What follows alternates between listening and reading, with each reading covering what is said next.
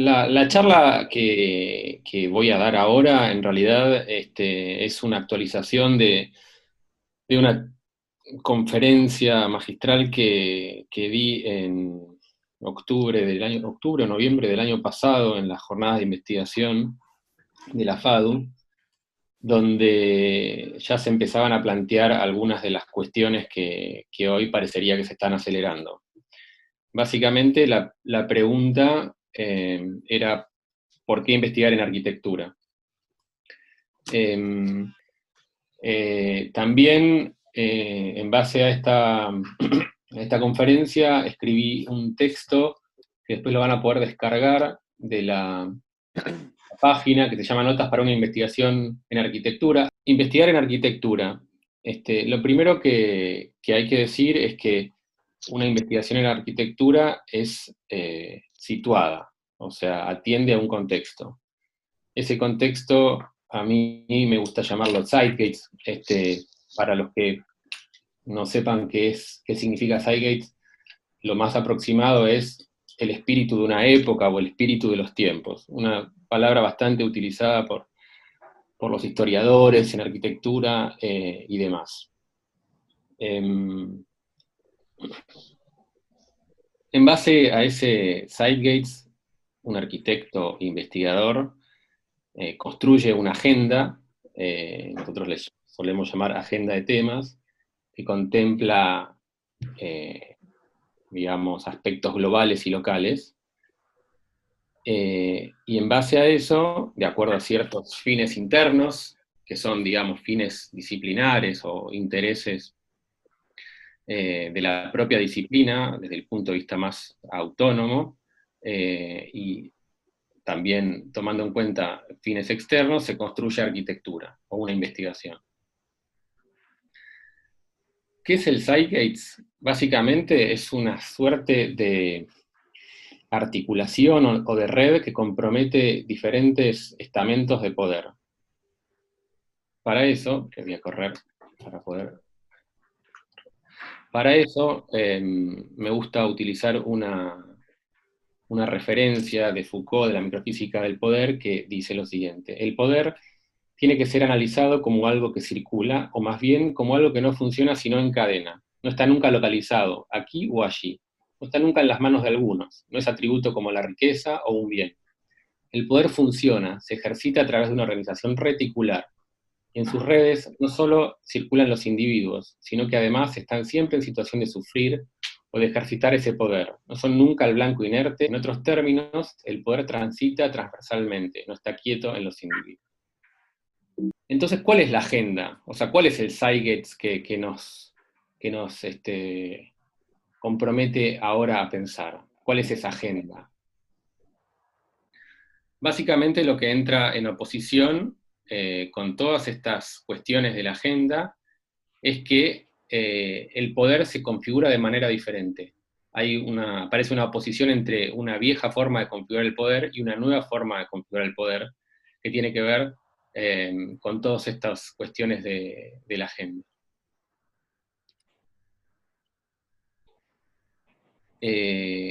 Cuando pensamos en la pandemia, automáticamente yo recuerdo que cuando empezó la pandemia en China, tenía la sensación de que no iba a llegar, digamos, que, no sé, está muy lejos. Ahora cuando vemos un mapa de radares, de vuelos en todo el mundo, nos damos cuenta que en realidad la potencia de propagación a través de esta suerte de misiles que eran los aviones era sumamente poderosa. Y entonces, ¿qué hace la arquitectura con esta agenda? Y lo que sucede es que la arquitectura, por su naturaleza, digamos, tectónica, que tiende en general a la permanencia, a la perpetuidad, siempre camina, digamos, o le cuesta, digamos, alcanzar ese Zeitgeist que en general se acelera, y en estos últimos 20 años se acelera exponencialmente. La pandemia lo único que produce en este punto es una aceleración mayor, digamos. O sea, de un proceso acelerado que ya estaba existiendo.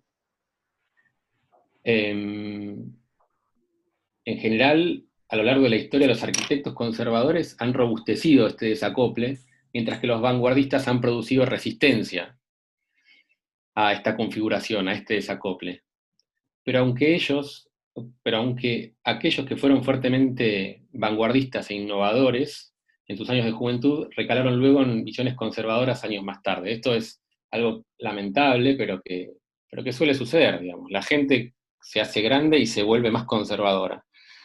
Esto en la arquitectura es claramente así, salvo en los llamados maestros de la arquitectura, ¿no? Si uno piensa en Le Corbusier, cómo fue cambiando su manera de pensar, ¿no? Desde los primeros Siam hasta ser el defensor del Team 10, que abogaba por nuevos derechos sociales a los habitantes y demás, o una arquitectura con una conciencia social que hasta ahora no existía. Entendemos que sí, que hay algunos pequeños casos excepcionales donde los viejos siguen siendo innovadores. Pero en general, todos los disciplinares, digamos, los arquitectos, las personas que fueron vanguardistas en algún momento recaen en ese espíritu más conservador. Y entonces eso, digamos, lo que plantea es justamente ese desacople. Hay una brecha casi insalvable que se produce entre el avance disciplinar y el avance del espíritu de los tiempos, ¿no? Que es un poco lo que grafica este pequeño dibujo, digamos, ¿no? La disciplina sí va evolucionando y demás. Ahora el mundo, los cambios en el mundo, y sobre todo con la irrupción de la digitalización y de la llamada cuarta revolución industrial, se aleja cada vez más de los alcances de esta disciplina. Bien, aspectos como la robotización y la fabricación digital comienzan a poner en jaque al trabajo como lo conocemos. El nuevo capitalismo de plataformas replantea el modo en que el mercado administra y distribuye el poder, exacerbando muchas de sus características nefastas, pero dejando grietas y oportunidades para nuevos sistemas económicos. Grietas y oportunidades básicamente porque eh, esta aceleración, esta tendencia al costo marginal cero, en algún punto contradice varios de los estamentos que dan origen al capitalismo tal cual lo conocemos. La filosofía aceleracionista justamente habla de esa cuestión. Y un tema que me interesa particularmente, que es la irrupción de la computación ubicua, es decir, una computación que no tiene una fijación a un lugar, o llamada popularmente la Internet de las cosas, que nos obliga a comprender un nuevo modo de relacionarnos con los objetos, planteando la caducidad de la vieja noción de objeto inerte, reemplazándola por una noción de objeto inteligente o interconectado con otros objetos, una suerte de hiperobjeto. Algoritmos que analizan macrodatos proliferan por las redes para conocer nuestros gustos, deseos, a quién amamos, a quién odiamos, adivinando nuestros sueños, tratando de vendernos cosas, retroalimentando un capitalismo de hiperconsumo autofágico que se devora a sí mismo, etc. Entonces, no sé si, bueno, para los que están en IP, la vez pasada surgió la cuestión del texto de Norbert Elias sobre el proceso civilizatorio, eh, que algunos, no me acuerdo quién, pero que decía que no decía nada, digamos. Yo creo que dice algunas cosas muy importantes, o por lo menos que yo las relaciono con algo que es sumamente importante. Todos estos cambios, estas aceleraciones, indefectiblemente van a producir eh, un cambio civilizatorio. Eso es Parece todo. parece una aseveración bastante fuerte, pero lo creo así.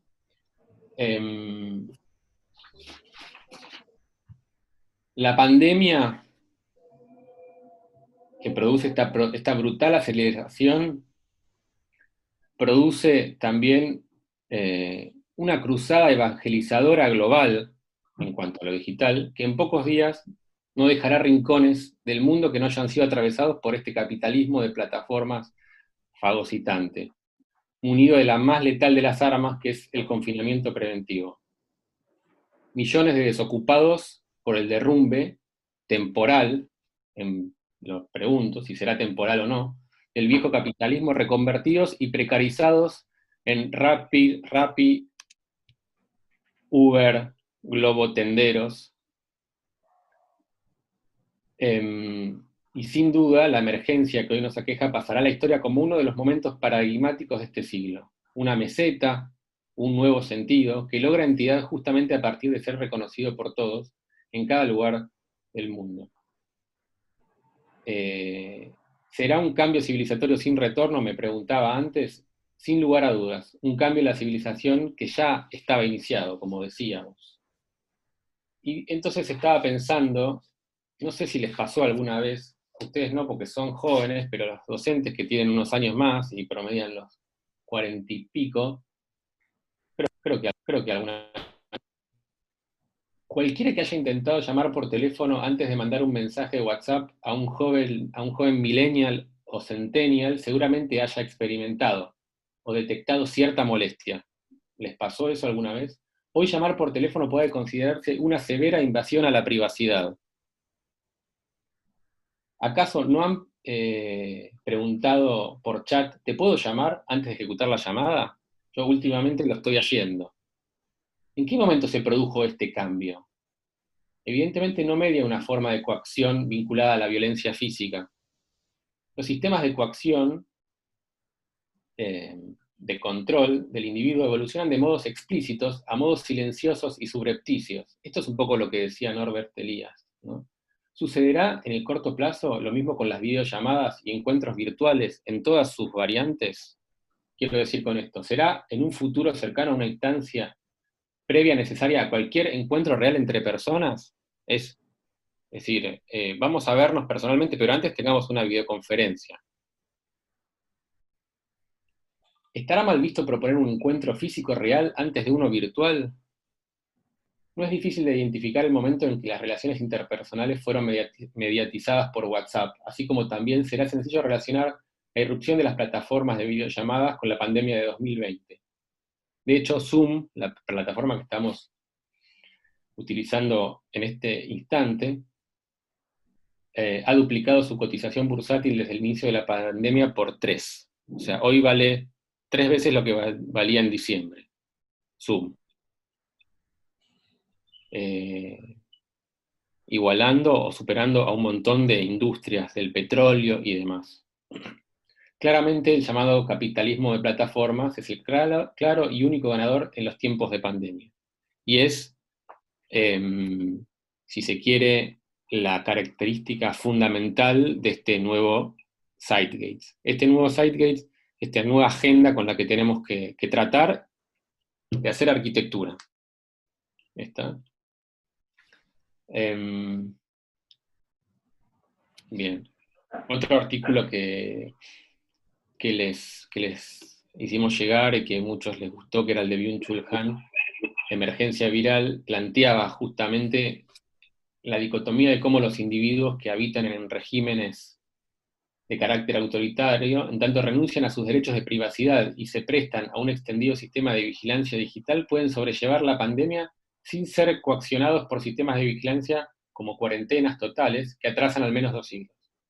Pero en cualquier caso, ya sea por coacciones explícitas como la cuarentena, o más invisibles como la vigilancia digital, este proceso modela un nuevo individuo y abre el paso a la evolución y aceleración del proceso civilizatorio. Es decir, lo que estamos haciendo, el proceso civilizatorio se modela con sistemas de coacción, que primero empieza en la historia de la humanidad, surgen desde la violencia física y van evolucionando hacia sistemas, si se quiere, más sutiles, ¿no? La vigilancia digital y todo lo que está sucediendo va a modelar o va a terminar de modelar a este nuevo individuo y por ende cambiando nuestra civilización. Entonces, en este contexto, ¿qué puede hacer la arquitectura? Y por eso la importancia de la investigación proyectual. Se impone pensar y repensar la arquitectura en clave de investigación y experimentación. La arquitectura tiene que convertirse en esto. No sé si lo ven, ¿no? ¿Ven? Es un proyectil, un misil. El proyecto tiene que ser un proyectil. Desde el Centro Poiesis y sobre todo desde la maestría en investigación proyectual y la materia de grado en investigación proyectual, abogamos por un tipo de tesis o de investigación que funcione y opere como un misil dirigido a las ideas congeladas de la arquitectura. El proyecto como proyectil, como agente de desestabilización de lo establecido, intentando reducir la brecha y, de ser posible, afectar y transformar el devenir de la cultura. Precisamente, las ideas congeladas de la arquitectura son las que producen esta distancia, esta brecha entre la evolución del zeitgeist y la evolución disciplinar. Entonces, nuestras investigaciones, nuestras arquitecturas en clave de investigación y experimentación, tienen que ser pensadas como esos misiles que empujan esta curva que ven acá, punteada, y la acercan lentamente hacia la otra curva, la del zeitgeist. Y, en el mejor de los casos, o en los casos más felices, la perforan, ¿no? La intersectan y la modifican, ¿no? El estado de mayor felicidad de la arquitectura y de la investigación proyectual sería poder realmente incidir y transformar ese zeitgeist. Bueno, y de aquí surge entonces esta idea de arquitectura como proyecto. Comúnmente, en realidad, no quiero ser, digamos, no quiero ser prejuicioso porque muchos de ustedes seguramente deben hacer proyectos, pero muchos otros arquitectos y alumnos no hacen proyectos, hacen trayectos. Un trayecto significa algo lanzado entre dos puntos, es decir, algo que tiene prefigurado su recorrido, digamos, ¿no?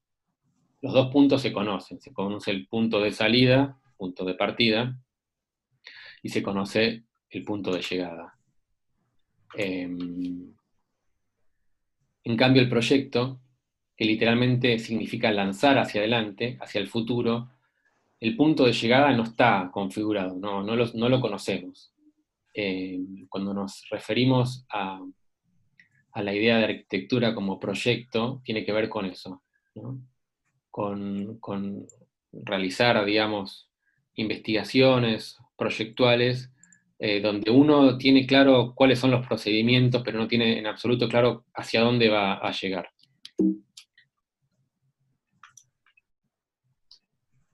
La investigación proyectual en general siempre operó transversalmente, ¿no? Un poco el deseo de Sarkis, que fue el fundador de la epistemología de la investigación proyectual y el fundador del Centro Poiesis. Él creó una epistemología que incorporaba diferentes saberes particulares y los organizaba en variables e indicadores, que son estamentos clásicos de la epistemología, y los ponía a merced de la investigación proyectual, constituyendo una especie de cartografía, como seguramente vamos a ver más adelante, para producir investigaciones. En alguna medida se trataba en ese entonces, de crear un ámbito y un tipo de investigación que cosiera horizontalmente las diferentes ramas de la investigación en arquitectura, sumando también a la filosofía, el psicoanálisis y distintos aspectos de las ciencias sociales. Digo esto porque en realidad en algún momento va a ser una cruzada y van a ser encuentros raros, ¿no? Porque no estamos habituados a este tipo de intercambio. Pero todo el tiempo van a escuchar referencias a la filosofía, a la psicoanálisis y demás, ¿no? O sea, creemos que una investigación proyectual necesariamente tiene que ser heterónoma, digamos, tiene que incorporar los saberes de un montón de otras disciplinas.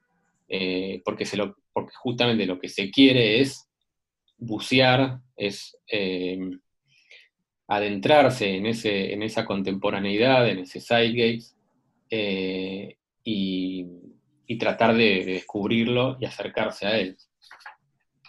Eh, ¿Qué más? Entonces, en este punto que decía, digamos, una buena investigación en arquitectura debería comenzar con una aguda mirada sobre los temas o problemas de la contemporaneidad, que es lo que estamos haciendo. Es el inicio de este ejercicio tiene que ver con eso. Bueno, ¿qué está pasando? Está ocurriendo la pandemia. Y esa pandemia se conecta con todas estas cosas del Zeitgeist que decíamos anteriormente, ¿no? Esta cuarta revolución industrial, esta aceleración, etc. Pero el encare tiene que ser en este punto, y sobre todo hoy más que nunca, la actitud que decía anteriormente de cierta, este es un término que se usa bastante en psicoanálisis, de atención flotante, es decir, alejarse del esquema de ensimismamiento disciplinar, pero con el andamiaje de la disciplina y los conocimientos de la disciplina en la nuca. Alejarse y estar en atención flotante justamente para tener la sensibilidad suficiente para entender y poder ver todo lo que está sucediendo. ¿Qué más? Bueno, por ahora nada. Sí, tengo un montón más de cosas para decir, pero se me va a cortar en poquito tiempo. Bueno, ¿por qué, por qué la importancia del proyecto? Hay una, perdón, hay un pensamiento de Jacques Rancière, que es uno de nuestros referentes también muy visitados por parte de los integrantes de Poiesis, que surge de un texto, les recomiendo que lean, que se llama El espectador emancipado, que dice lo siguiente. Es decir, hay una tercera cosa, que puede ser un libro, o puede ser cualquier otra cosa hecha, de escritura extraña, digamos, difícil de abordar, a lo cual se refiere el alumno y el profesor, o si se quiere, el artista o el arquitecto y el espectador. Esa tercera cosa, en nuestro caso, es el proyecto. Es lo que usamos para producir conocimiento. No es la transmisión del saber o del aliento del artista al espectador, es esa tercera cosa de la que ninguno es propietario, de la que ninguno posee el sentido, que se erige entre los dos, descartando toda transmisión de lo idéntico, toda identidad de la causa y el efecto. Y lo digo esto porque los proyectos que ustedes hacen, digamos, no van a tener una lógica de correspondencia exacta. Entonces, un poco concluyendo con esta charla, quería contarles un poco mejor qué hacemos en el Centro Poiesis. Un poco creo que lo fui diciendo con toda esta parte, ¿no? Eh, por qué poiesis, por ejemplo, ¿no? Se habrán preguntado, ¿qué es la poiesis? Creo que hasta ahora no lo habíamos dicho. La poiesis encierra la idea de fabricación. La idea de poiesis, fabricante, en la concepción griega del término, implica la fabricación de un artefacto. Artefacto es algo hecho con arte, con minúsculas, digamos. Una cosa, un ente fabricado con una techné o saber hacer. Techné significa conocer en profundidad una cosa, así como su producción. De hecho, para Heidegger significaba conocerse en la producción, o traducido, el devenir técnico de un proyecto construye conocimiento. Esto está relacionado con lo que decía anteriormente de esa tercera cosa, digamos, ¿no? El proyecto no viene a representar solamente cosas que pensamos, viene a contarnos muchas cosas del mundo que no conocemos, que solo emergen en esa tercera cosa, que no es ni mi cerebro ni el cerebro del espectador. ¿Está? Por eso decimos muchas veces que el proyecto piensa, o la arquitectura piensa. ¿Mm? Digo, hay una independencia entre la arquitectura y el proyecto y el arquitecto y el autor, o el autor. Verán que antes que nada en todos nosotros está la idea de poiesis, la idea de construir un saber hacer que implica trabajo manual aparte de cerebral.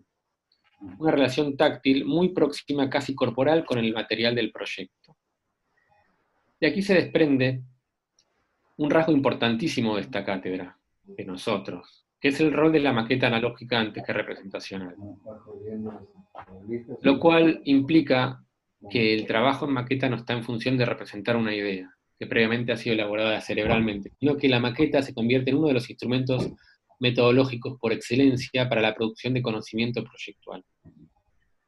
Un poco a propósito de esta cuestión de la maqueta analógica, no representacional y demás, que ahora, digamos, estamos convocados a hacer un trabajo en el campo de lo virtual, pero no necesariamente, digamos, esto no tiene actualidad, digamos. Se pueden hacer trabajos en el campo de lo virtual que no sean representacionales, ¿no? Esa idea de maqueta analógica no solo aplica a una maqueta física de cartón o de madera, también aplica a los trabajos que se puedan hacer haciendo imágenes, componiendo imágenes con fotomontajes y demás, o renders, o lo que sea, ¿no? Las ideas que posteriormente veremos son ideas de arquitectura, van a ir surgiendo progresivamente conforme se desarrollan los proyectos. Esto es muy importante aclararlo porque seguramente cuando se enfrenten al ejercicio que les estamos planteando, automáticamente van a tratar de construir una idea, ¿no? Bueno, la idea que representa mejor esto que está pasando, etcétera. Bueno, eso es lo que deberían tratar de autorregular, digamos, ¿no? De controlar en algún punto, porque las ideas, arquitectura, esas ideas que hablan por sí mismas, van a ir surgiendo progresivamente conforme se desarrollen esos proyectos.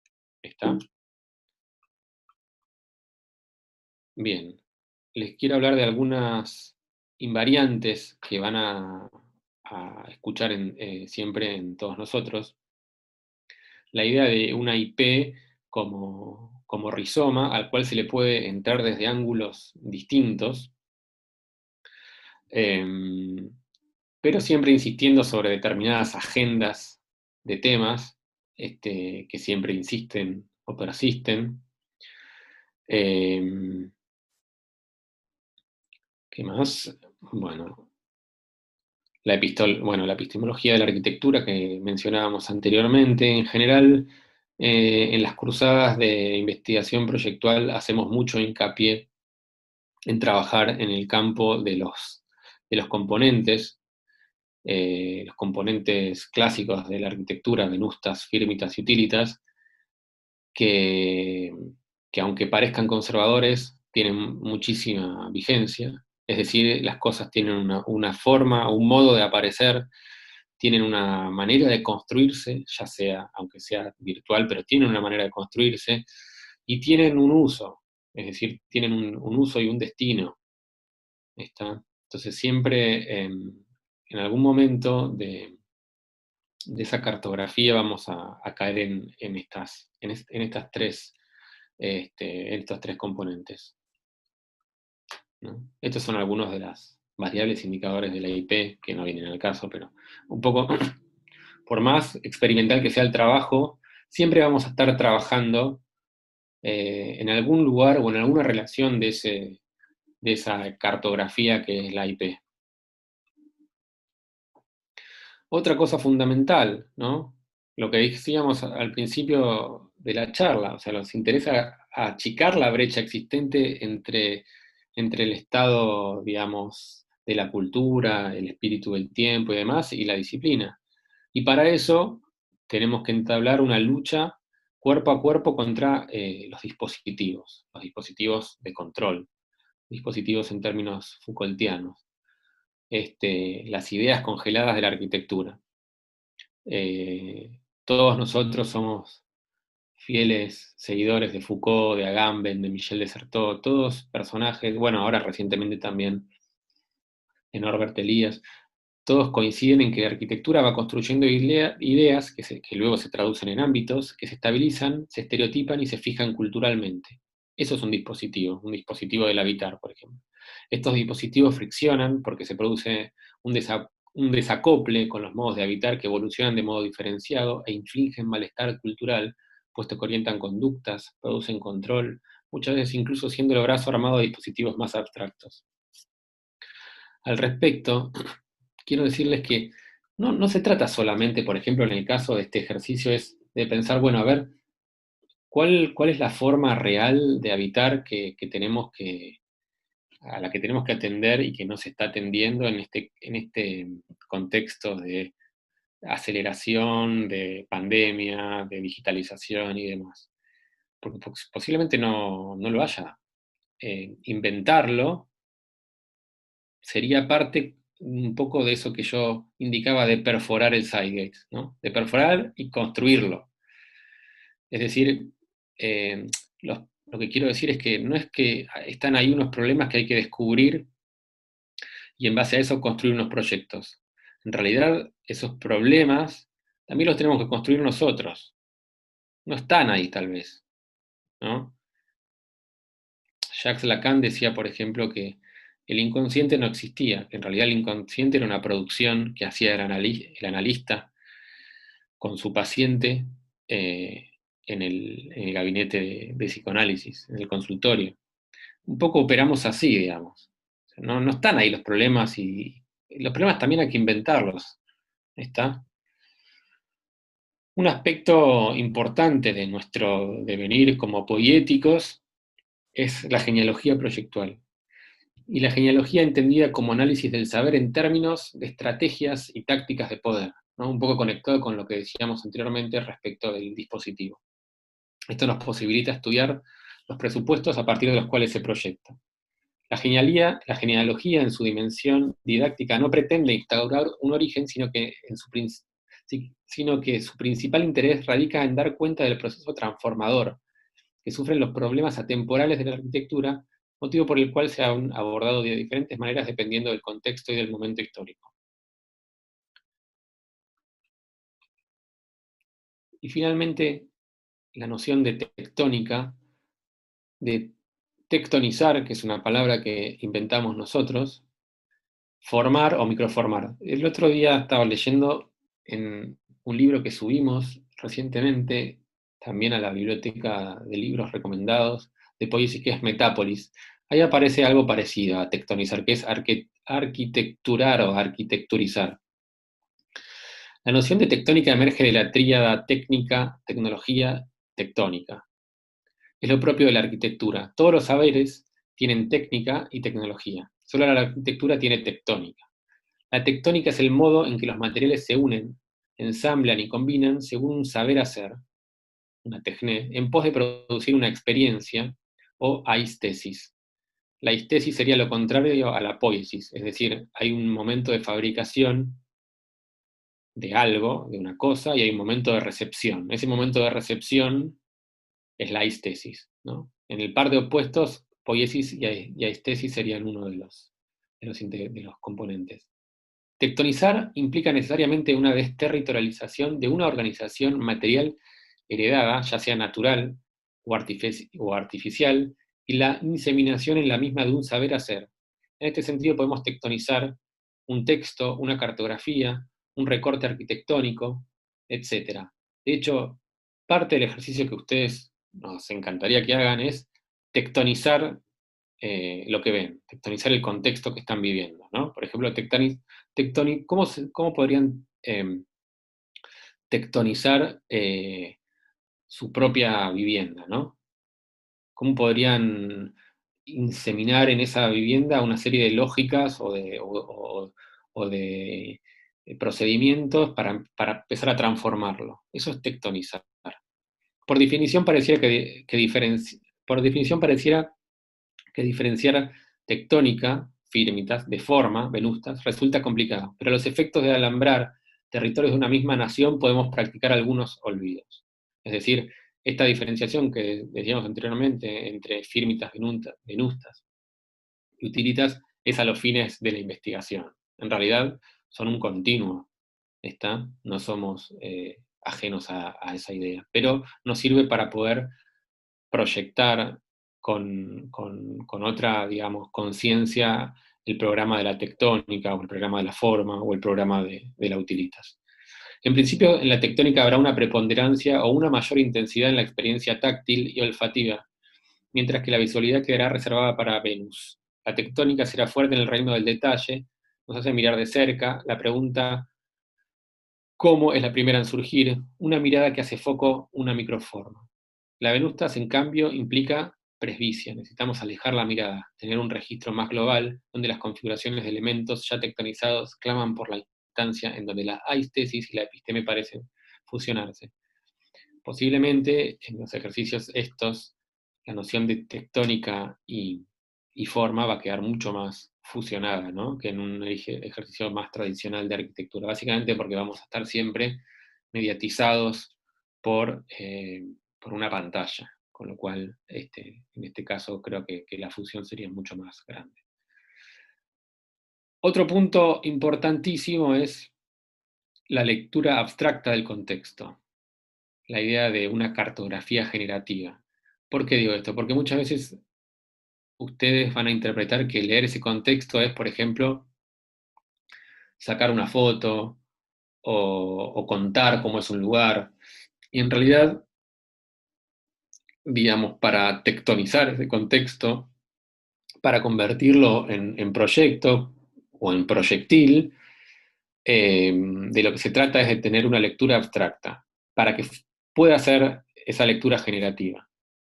En general, evadimos la idea de una lectura interpretativa del contexto, puesto que se entiende aquí la necesidad de construir una mediación, establecer una distancia que permita diluir la presencia del propio autor como obstáculo epistemológico. El contexto en toda su amplitud es, ante todo, una organización material que tiene embebidas lógicas de generación complejas. De este modo, optaremos por metodologías y técnicas de tipo notacional, diagramáticas, paramétricas, montajes, recortes, aislaciones, velamientos de elementos, entre otras.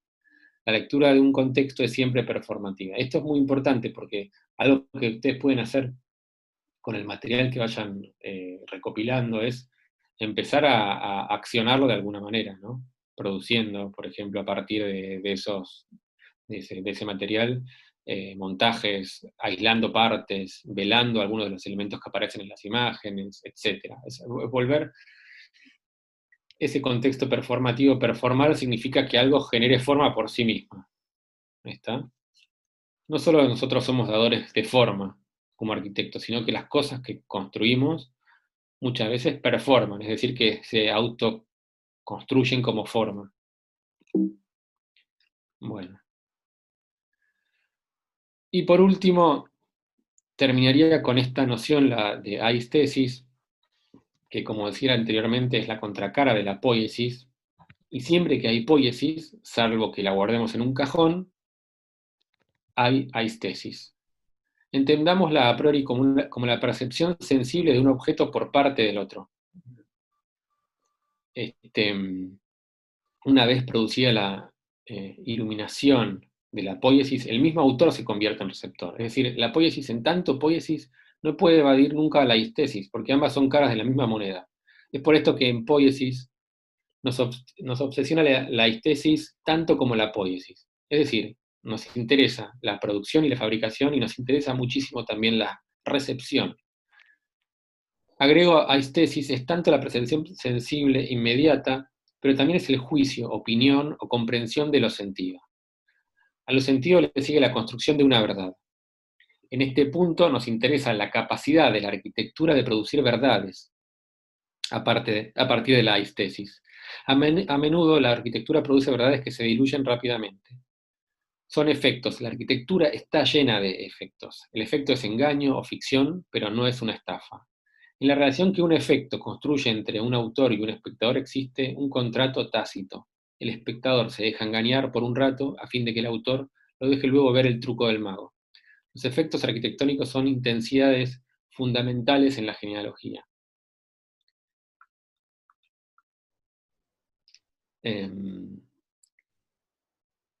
Y yo con esto, bueno, les leo esta última entrada y ya concluimos. El habitar, los dispositivos más visitados por la IP son aquellos que se configuran por una disciplina que siempre corre atrás de los modos de habitar, eso es un leitmotiv del centro. Es decir, nos interesan particularmente los desacoples que se producen entre las diferentes propuestas arquitectónicas 3 en punto. y los modos de habitar. Esto es como muy claro, ¿no? Por ejemplo, ahora, en la actualidad, o sea, el habitar en el que ustedes están insertos responde a un mundo normal, que uno puede salir a la calle, que puede bajar, ir a comprar, ir a hacer deporte y demás, y hoy claramente se produce un desacople, ¿no? Uno, sobre todo los que tienen que hacer la cuarentena y el confinamiento en pequeños ámbitos, pueden ser todavía como más testigos de esto que estoy diciendo, de este desacople. Los modos de habitar, hay que decir, muchas veces también funcionan como dispositivos, es decir, la edilicia puede ser un dispositivo por no reflejar un modo de habitar. Pero el modo de habitar en tanto habito también puede estar dispositivado. Es por este motivo que comúnmente nos referimos al tema en términos de actos. El otro día subimos al, al Instagram la noción de habitar de José Morales, creo que era, que hablaba de la noción de habitar más como habitando, digamos, como un gerundio. Es decir, que tiene que ver con pensar en el habitar como un acto. Y posiblemente nos interesemos no solo por los rasgos característicos de un modo de vida, sino por sus anomalías, o aquellos actos que se alejan del modo. En general, esas anomalías nos permiten digamos, descubrir cosas ocultas de ese modo de habitar, ¿no? Nos permite encontrar la grieta al dispositivo del habitar para poder construir algo nuevo. En general evitaremos sustantivar los modos, es decir, no hablaremos, por ejemplo, de las funciones, ¿no? Como cocina, sino simplemente nos referimos a la actividad de cocinar o dormir, etc. Esto es algo que practican muchos grupos y es muy efectivo. Bueno, y con estas 7 características de poiesis y de la investigación proyectual que nosotros enseñamos, termino la charla.